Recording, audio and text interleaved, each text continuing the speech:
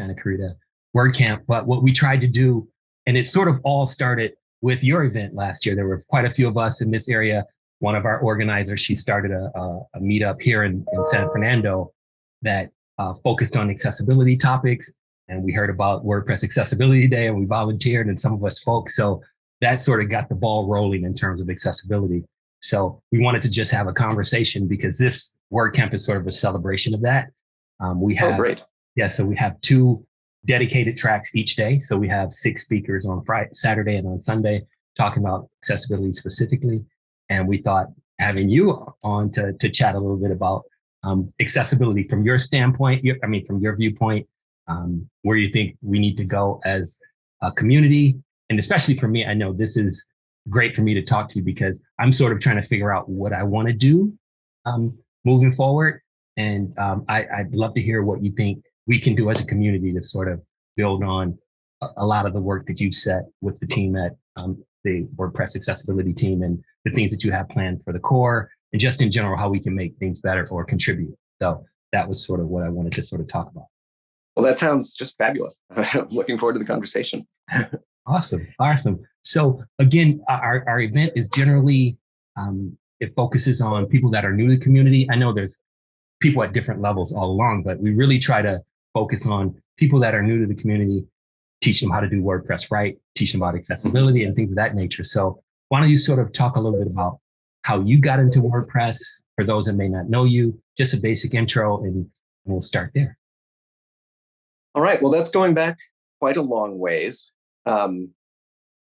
I got started in WordPress in 2006. And I had been working with Blogspot before that. And I got just frustrated with how difficult it was to change things, to modify the templates, the content, how things worked. And since I was already doing accessibility at the time, that was a major frustration. So I started exploring other options, other content management systems, and I found WordPress to be the one that was the most approachable for me at that time to understand and work with, and I could change anything I wanted. And so its extensibility was my entry point in being able to say, I've got a theme, I'm happy with most of it, I don't like this, I can change it. It took 5 or 10 minutes to change a minor thing. And so that was extremely satisfying. And over time, I got more and more involved. I built my first plugin in 2008. And once I knew how to build a plugin, I really started to expand my abilities in what I could do with WordPress. Awesome. So you mentioned you had already been working in accessibility. Was your first plugin? And I remember from your bio, it may not have been, but when did you start, focusing on building accessibility plugins? And I know you indirectly. And again, this is an honor for me to speak with you because I first met you on Lynda and taking your courses and things like that. So you've always sort of been in the background of what I was thinking about in terms of accessibility. When did you build your first plugins, and what was the sort of the mindset in getting into that realm in terms of doing some accessibility stuff? So when I started with WordPress in 2006, I was a rank amateur at PHP. I hadn't done a lot. And during that period of, from like 2005 to 2007, I was exploring all kinds of different things. And one of them was that, let me rephrase that. A mistake that almost all developers make at some point is I built my own content management system. And it was accessible, but it was really hard to work with. And every time I wanted to change anything, it was a complete rewrite. So I had like 4 different forked versions of it that I was maintaining. And so WordPress was an opportunity to work with a known base. And then in 2008, I was like, well, I need to know more about how to extend this, because it was still a problem to try and extend things because I had to search for plugins. And so I had 3 kind of skills I wanted to learn. I wanted to learn more about how to work with APIs, application programming interfaces, because I needed to be able to do things with outside resources. I wanted to learn how plugins worked and what I could do with a plugin in, user configuration and posts and all of the various things you could do. And then I just wanted to get better at, I wanted to get better at WordPress in general. So my first plugin is called WP to Twitter, and it's still around. I still maintain it. It had nothing to do with accessibility at all. Uh-huh. But it was an entry point, and it was a relatively simple thing to do in that it basically just listened for the event when a post was published and sent off a tweet to Twitter. Great, no problem. That gradually got more and more complicated, of course, as Twitter, got rid of their basic authentication and replaced it with OAuth. And I had to learn all sorts of new things to keep it working. But after that, all of my plugins since then have either been directly related to accessibility or indirectly related to accessibility. And usually it was because I needed to perform some kind of a task. I needed to do something with WordPress, and I couldn't find any resource out there that was already accessible. And so I just started having to build them. And I have released, I think, a total of a dozen public plugins, but there are another dozen at least that I've built and never released and won't. I don't intend to release them because, frankly, one thing I've learned is once you've released a plugin, you have to maintain it more or less forever. There's no money in it, and it gets very difficult over time. So I mostly only maintain the most prominent ones and hope that I can keep up. Which one do you, and I'm sure they're all like children, which one are you most proud of, or which one solved the biggest challenge that you wanted to try to solve when building it, or just give me an idea of which one you're most proud of? I think the one I'm most proud of is called My Calendar. And it's a very full-featured calendaring system for plugin, for managing all kinds of events. And it embraces accessibility in a lot of different ways. I mean, I built it because I needed a plugin that was accessible to manage some calendar events. And when I built it in 2009, there were really no options for that. So first of all, it's got the accessible front end, being able to view events and learn about events and manage all of that. But in addition, it also tracks accessibility information about the events if people care to put it in. So you can enter into that plugin things like whether or not your event offers audio description, whether it has live captioning, whether it has ASL services provided. In addition, you can enter information about the venues you're performing at, so that if they've got bariatric seating, you can specify that. If they're handicapped accessible, I apologize, they are wheelchair accessible, you can notify that your audience of that fact. And that's a very useful thing because the reality of the economy of people with disabilities is that everybody wants to go to the same things. Everybody wants to go to this show. And it's extremely helpful to know before you even buy a ticket, before not having to place a phone call to find out, but just to be able to say, oh, I can get into this building. Oh, I'll be able to use this bathroom. Great, there are chairs for me. Hey, they're offering audio description. And so I'm proud of the fact that I put a lot of thought into making that a plugin that really offers that service. Yeah, and I know that level of detail is what I appreciate about your work. I know someone that's speaking on our schedule this weekend.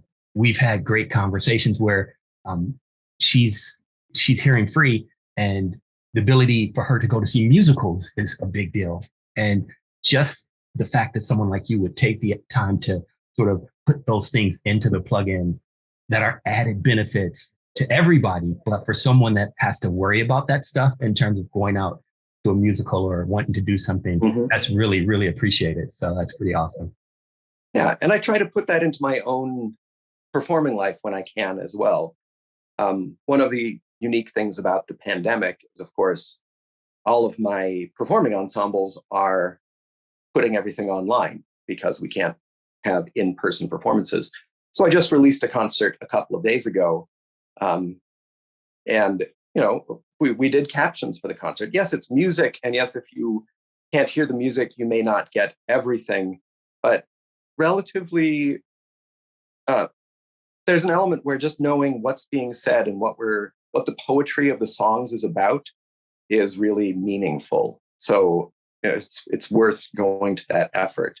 And of course, this included 4 different languages. So I needed to have both a translated version of the captions and an original language one. And YouTube doesn't really support the idea that something is in multiple languages as its original language. Mm-hmm. So I struggled a little bit trying to decide what language I would label the original language version as, since it was actually in Latin, Italian, Spanish, French, and English. At the same time, yeah. Yeah. Well, tell me a little bit more, for those that don't know, the performance side of Joe Dolson. What does that mean? Well, I'm a violinist, and so I play a wide variety of music on the violin. This particular concert was an early music ensemble I have with my partner, and we do Baroque music and earlier medieval, Renaissance, Baroque music. I play the Baroque violin on that, which is very similar to the modern violin, but done with gut strings, with no chin rest, no shoulder rest. So its emphasis is more on resonance and not as much on projection, which is kind of a key difference between the sound quality of Baroque instruments versus modern instruments. But I do a lot of performance. That's one of the many things I do outside of web development. Oh, that's awesome. And I'm sure that's a great change of pace from doing coding all day and focusing on something that could be as beautiful as something that's a Baroque piece of art. Definitely. Awesome. Well, let's shift back into accessibility.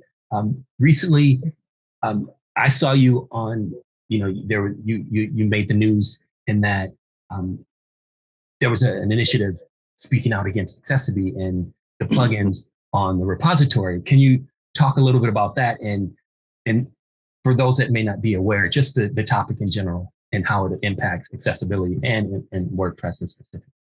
Yeah, so that is a big topic. Accessibility, for those who don't know about it, is a vendor that provides what's called an overlay toolbar service. It's basically a one line of script you can install on your website, and it will run some artificial intelligence, some machine learning scripts across your website to change things with the idea that it's making things more accessible. And there are some very legitimate ideas behind the idea of using machine learning and automatically addressing accessibility issues. The problem is, it is not a solution. It is not a substitute for actually making your website accessible. And accessibility is one of the worst offenders because they make the explicit claim in their marketing materials that using their plugin, their add-on, will make your website meet ADA requirements. And that is a pile of hooey. It's just wrong. That is not something it does. It might not even make your website better because, frankly, it's that toolbar is incredibly complicated. It offers tons of features that may or may not be helpful. They just change things. And so that's a really frustrating thing. And what I was particularly noticing was they were also doing some really false marketing practices in that they were clearly paying for 5-star reviews on the WordPress plugin directory, which is definitely not allowed in the WordPress plugin directory. So I kind of chased those down and found the evidence and reported it and got those removed. But they're still at it and they're still causing problems. Yeah, but I mean, I think what's awesome in terms of you leading the voices speaking out on that was that there was a letter that a lot of folks were able to sign in support of the issue. And it's just another example of how the community is really trying to make things better for everyone. Can you talk a little bit about your work on the WordPress Accessibility core team for accessibility, as well as we'll get into a little bit about your WordPress Accessibility Day, the first annual last year. But All right. let's talk about your work on the team. Yeah, so I've been working with the WordPress accessibility team since 2012. And my first kind of big initiative thing that I kind of pushed forward and got started with was the accessibility ready theme tag in the WordPress theme repository. And the idea that themes can be accessible is a very challenging one to even address, because from a very practical standpoint, accessibility doesn't measure a theme. Accessibility measures a page of content, because it's ultimately about whether or not you can find out what this page of information is trying to tell you and whether you can interact with the tools it offers. And a theme only really offers a framework for that content to sit in. So the first step of that process was just figuring out what a theme can be measured against and what it can't be measured against. And that's created some interesting challenges with the WordPress Accessibility Ready program, in that there are constantly people saying that, I installed this theme and my website isn't accessible. It's like, well, right, it doesn't make your website accessible. It just doesn't impose barriers against your website being accessible. And that's a fine subtlety. But since then, I've spent some time as the accessibility team representative. In 2019, I was made a core committer. So now I'm under the stressful responsibility of making sure that the code actually works when I create a patch, as opposed to just creating a patch and trusting somebody else will fix my mistakes. Mm-hmm. And that's, every step is different. Every role you take has some different aspects to it, because the WordPress accessibility team is small. There's not a lot of funding behind the team. Not a lot of people are getting, corporate dollars to help push things forward and actually put that kind of time in. So we're just always trying to keep up to do, because we're not just trying to make sure that core is accessible. We're trying to make sure that core is accessible, that you can actually use WordPress on the admin side using all sorts of assistive technology. But we're also trying to make sure that all of the core themes are accessible on the front end, trying to make sure that the documentation is accessible. We're trying to make sure that WordPress.org itself is accessible. As much as we can, we try and encourage people to make their events accessible. And it's a huge purview to try and get people involved with. But it leaves a lot of potential for people. Like, there's a lot of room. There's a lot of things that can be done. So what would be, for someone like me, what would be the area where you need the most help, or where we can contribute the most to all of these initiatives that are going on? What would you say is probably priority one, and working your way down in terms of what you need help with? Well, I always find it difficult to truly give a priority one. But first of all, what you're doing already is great, because having events where you talk about accessibility and promote accessibility is enormous. Because in the large scale of things, what's really going to improve people's lives the most is having more people making accessible websites. So when you have an event like this WordCamp, where you've got 2 tracks of people talking about accessibility all day long, that teaches a lot. That tells people so much information. So that's number one. Communicate, share that. Number two, honestly, there's so many new things happening right now in WordPress core. This switch over to full screen editing is massive, and it's complicated. and it's really hard to keep up with. I mean, this particular cycle for WordPress 5.8, which is due out at the end of July, I've been focusing on the media library, which is, it's a big thing. It's used throughout WordPress and it's all over the place. So it needs some attention. But it also means that I have hardly looked at the full screen editing environment at all. I just found out the other day that there's a regression in something that we fixed in WordPress core years ago that's now been unfixed in the new widget editor. And it's just like, I wasn't even expecting that. I wasn't expecting that front-end output was going to be changing in the new widget editor, but I suppose I should have thought about that. There's a lot to look at. So more eyes. We need more eyes. People to look at things and respectfully report bugs and issues. And I say respectfully because from a purely practical standpoint, angry bugs don't get the attention that well-documented, polite bugs get. I mean, that's a reality. When somebody reviews a bug report where the person reporting it is obviously upset and angry, they know it's going to be really hard to get more information from this person. And that shouldn't be a barrier, but from a very practical standpoint, it is. It makes it harder to communicate. And communication is what accessibility is all about, and what the web is about, and what WordPress is about, and anything that gets in the way of that is a problem. Okay.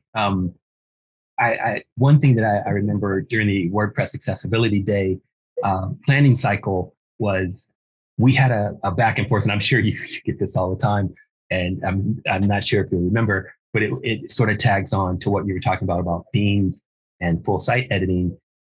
You mentioned that themes were very opinionated.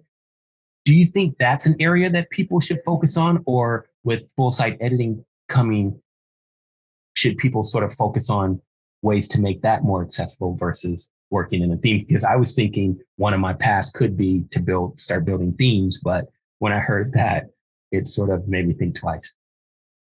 Well, I mean, full site editing is moving all of the theme work into a totally new place. And where that's going to land is kind of hard to define. In some ways, it's almost feels like it's the end of themes, because if the whole site can be just assembled using blocks, what is a theme doing, really? But I'm not really sure on that. I will say that as far as like the world of themes, the biggest, most opinionated themes are all premium. You're looking at things like Avia and can I remember the names of any of these? I don't know. It doesn't matter. I'm not trying to point fingers. Right. But the point is, all of these big page builder, site builder themes are extremely opinionated.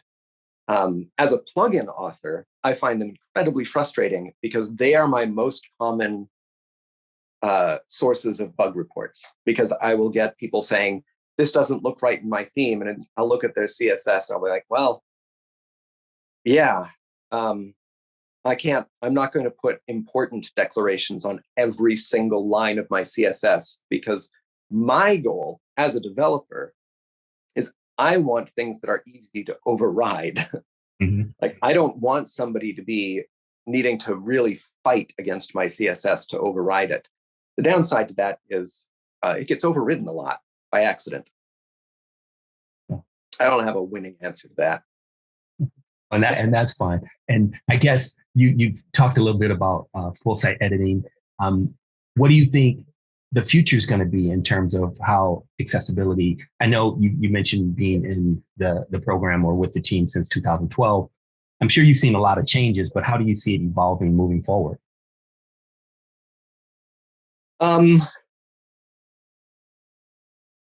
There's a lot of change coming, and I don't know exactly where it's going in terms of how administrators will interact with these full site editing themes.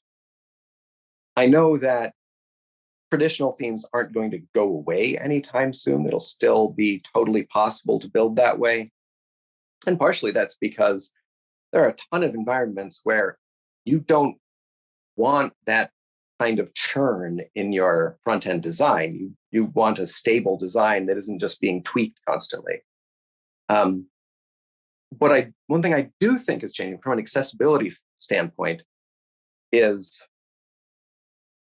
it's slow, but the developers who are working behind the scenes on WordPress, behind the scenes on Gutenberg and the full site editor are really paying attention to accessibility.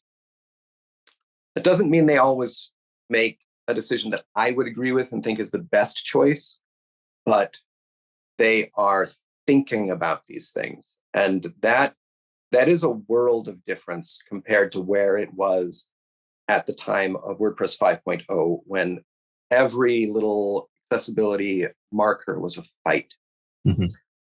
Now we still have challenges because the fundamental architecture of something as complicated as full site editing and Gutenberg is challenging. I mean, there's a lot going on there when every single thing in the interface is a control and controls something and does something. There's a lot to do. But I do sincerely feel that on average, or overall, things are getting better and that this will eventually be a good product. I also strongly feel it is going to release long before it's a good product. I think it's very reasonable to say that in 2 or 3 years, full site editing will be very good. It will, of course, release, starting in July.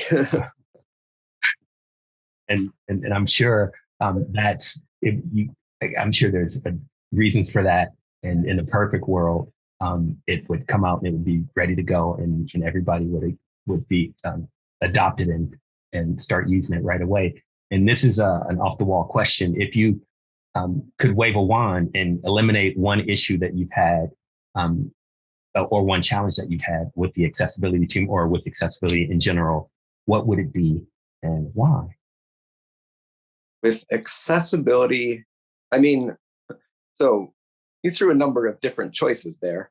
I can pick from all of the selections of the accessibility team or WordPress or accessibility in general.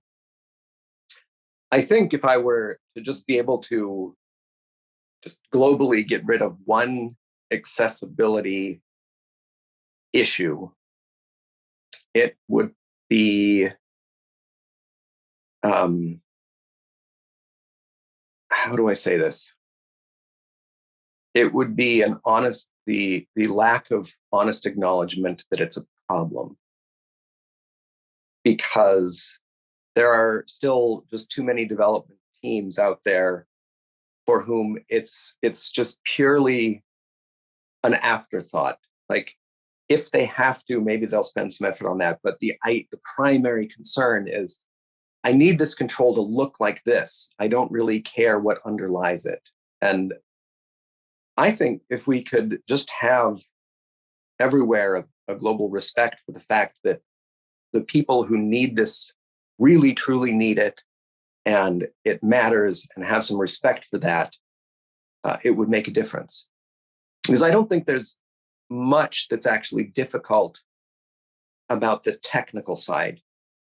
There are developers out there who do absolutely brilliant things with React that have no accessibility at all. And it's not because it's too complicated. It's because they haven't thought about it. And if people were to just think about it, I think we'd have all of our tools be much, much better. I said that's a great answer. I know, and I mentioned I was trying to figure out where I sort of fit or what my path should be. And it seems like it takes people to even consider it to make it happen. I know over the past year, when we were all forced to stay home, it really brought out some of those accessibility problems that people in that community have had to deal with their whole lives, like just getting food delivered to your car via curbside or ordering online. we saw that all these sites weren't accessible. So to me, it seemed like last year there was a lot more emphasis or attention on it. And I'm hoping that it will continue. There'll be a spotlight shown on it and people will consider it in their development cycles or when they're building their sites. So to me, that's a great story to share. It is absolutely amazing how things change when suddenly the number of people needing something to be accessible at any specific level just skyrockets. Like for any community, I would say that the biggest thing you can do to kind of help make things more accessible is just to complain when you see an accessibility problem. I think there's a lot of tendency to either say, well, it's not a problem for me, so I'm not the one who should complain. But that's just putting that burden on people with disabilities and saying they need to do this work, and that's not fair. Or there's a tendency to say, well, I can't possibly be the first person to notice this. And it's like, you might not be the first person to notice it, but maybe you're the 10th person to notice it, and they have an issues queue that bumps things up in priority if they hit 10 people who've complained. I mean, you don't know that, but it's definitely the case that developers don't fix problems that they don't know about, and they prioritize problems that they hear more about. So complain, do it. It's fine. Definitely. Some people will look at your problem and say, oh, whatever, I don't care. And then you just stop using their product. And others will be like, oh, gosh, thanks for catching that. I was not aware of that problem. And it'll be great. Let's talk about the WordPress Accessibility Day and what were the sort of the thoughts behind that. I think one of the things that really moved me were your opening remarks. And you mentioned WordPress Joe, I believe, the gentleman who passed. And to me, that had me in tears. But it just shows that so many people are so dedicated and make so many impacts on other people's lives by trying to do something with accessibility and trying to make a real impact. Can you sort of talk about those opening moments and how it sort of shaped the WordPress Accessibility Day event itself? Yeah. I mean, the impetus for WordPress Accessibility Day was basically the idea that we wanted to do something as a team that would give back to the community and share information about WordPress and about accessibility and what you can do in WordPress for accessibility. And Accessible Joe, Joseph Carr O'Connor, had been the team representative for a few years. I don't remember exactly the boundaries of that, but I'd known him for a long time through the CSUN, California State University Northridge Assistive Technology Conference. And then also through, I met him at WordCamp San Francisco in 2014 and had chatted with him on many occasions. And he'd been ill for some time, and then he did die in January, the year we did WordPress Accessibility Day, right around the time we were getting started on planning. And that definitely hit. He's certainly not the first person I know who's died, or even the first person I've known in the WordPress community to have died. But while we were in the middle of this planning period and knowing that this is something that he was passionate about, one of the last things he did was he actually pitched a talk for CSUN called An Accessible Death, in which he was going to talk about how he was preparing his daughter for the fact of his upcoming death. Because his daughter is nonverbal and fairly profoundly intellectually impaired. And he and his wife had done a lot of talks about working with their daughter and what it was like and how they helped her and how much they loved her because of the relationship they were able to have, because being nonverbal doesn't make you non-human. And I think that accessible death, that talk about that he had proposed, and I'd read the proposal for, really, makes you think about the fact that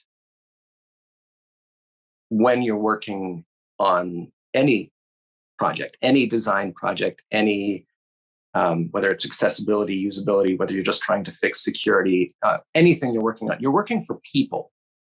In the end, every single person who uses that website or that application is a real person, and they have feelings, they have an internal life, and you want to try and decrease their frustrations and give them a happy life. And so that's kind of what I was thinking about as we sort of prepared for WordPress Accessibility Day. I hope that answers your question. Oh, and like I said, it set the tone, and it sort of really inspired me to want to do more too.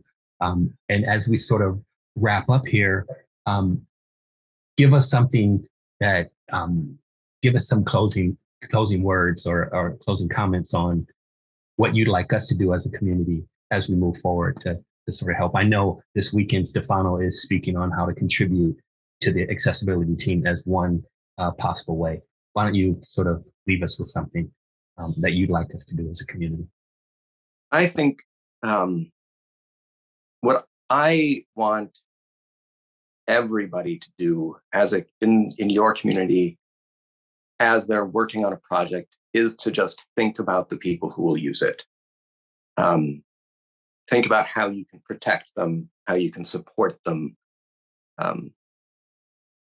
because that is why we do what we do, is to give users a better experience.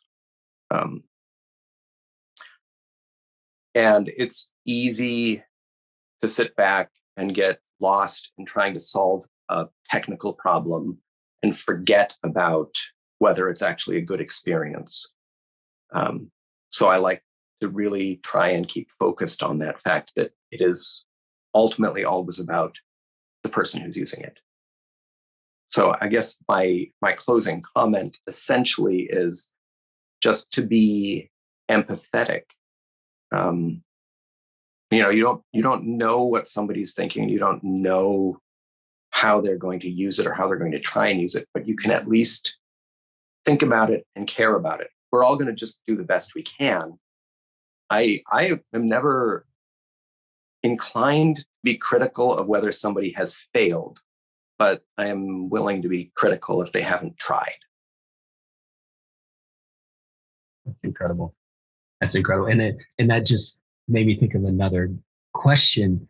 I do see, and again, this could be off camera, but the connection between user experience and accessibility seems to be an area where most people don't think, because again, I always think if you make something usable, you're considering someone that may need it for special needs. And now it seems like user experience is becoming bigger, but I don't see it totally aligning in all cases. Do you see its user experience in a similar way, or? I mean, there are differences between what is literally user experience and what is literally accessibility. Because you've achieved accessibility if you've just made something possible to use.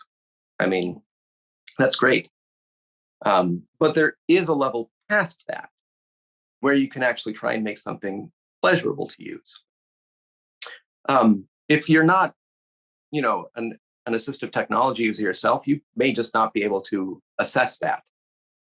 From a practical standpoint, I do testing with screen readers, and I do not even attempt, practically speaking, to judge whether or not it's a joyful experience.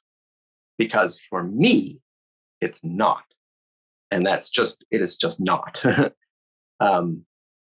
But I do try and think about like, well, okay, was that an appropriate amount of information to be delivered?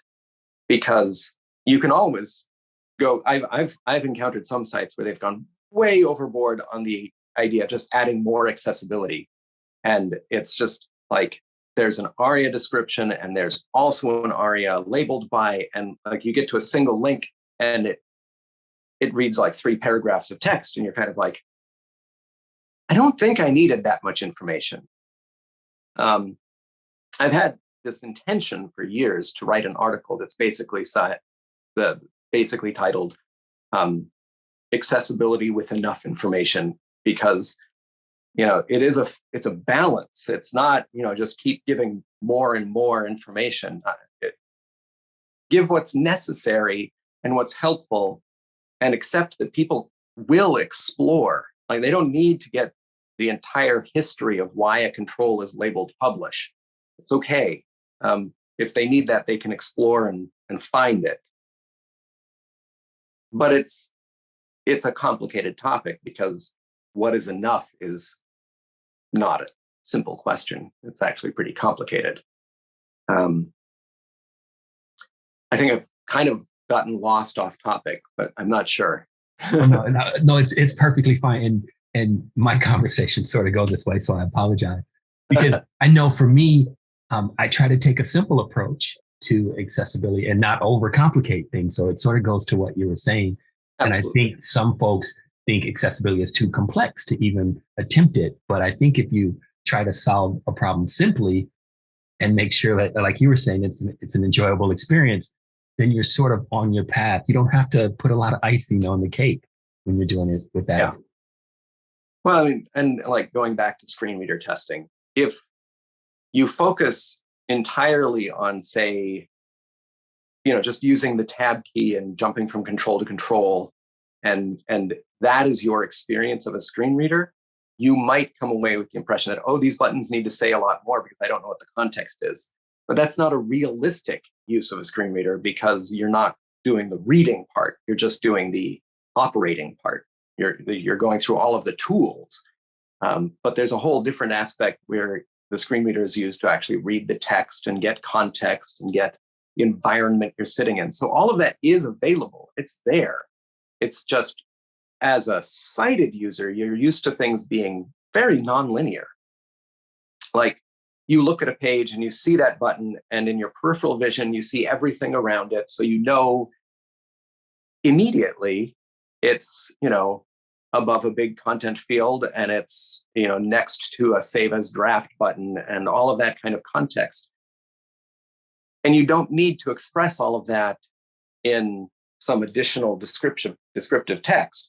That's in the structure of the page, and somebody might have to explore to figure that out, because they are dependent on a linear progression or on a structured presentation of that document, but it's still there.